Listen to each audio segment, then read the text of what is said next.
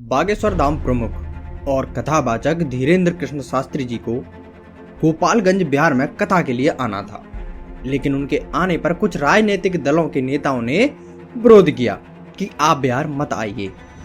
इस पर बाबा बागेश्वर ने कहा है कि अगर हमें रोकोगे तो हम मरकर फिर बिहार में जन्म लेंगे, लेकिन छोड़ेंगे फिर भी नहीं। बाबा बागेश्वर ने इस बयान के साथ विरोधियों को करारा जवाब दिया है।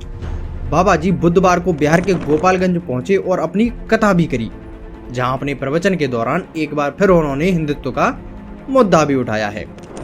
बाबा बागेश्वर कहते हैं कि वह किसी राजनीतिक दल के प्रचारक नहीं हैं, बल्कि हिंदुत्व के प्रचारक हैं और अपने जीवन का हर क्षण हिंदुत्व के विकास के लिए समर्पित करेंगे।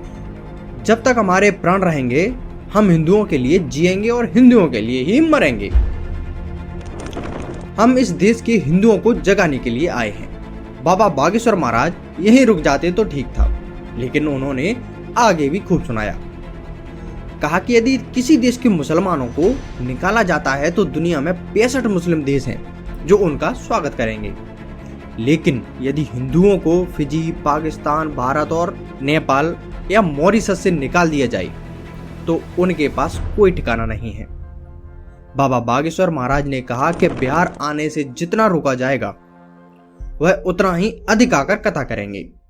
उन्होंने यहां तक कहा कि यदि उन्हें गोपालगंज आने से रोका गया तो वह गोपालगंज में मकान बनाकर रहने लगेंगे। बाबा बागेश्वर के बयान पर आरजेडी के कुछ नेताओं का पारा गर्म हो जाता है, ये भी सभी को पता है। आरजेडी के इन नेताओं का कहना है कि ये तो राम रहीम और आसाराम वाली कैटेगरी के बाबा हैं। ये आसाराम बापू के कैटेगरी के लोग हैं, राम रहीम के कैटेगरी के लोग हैं। आरजेडी के विधायक चंद्रशेखर ने तो बाबा बागेश्वर महाराज को संविधान विरोधी तक बता दिया है और संविधान विरोधी बयान देने का भी आरोप लगाया है। महाराज धीरेन्द्र कृष्ण शास्त्री जहां भी जाते हैं कुछ ना कुछ बवाल धमाल कर ही देते हैं। अब देखना होगा कि इनका और आरजेडी का ये बवाल कहां जाके खत्म होता है। तब तक के लिए जय हिंद, जय भारत।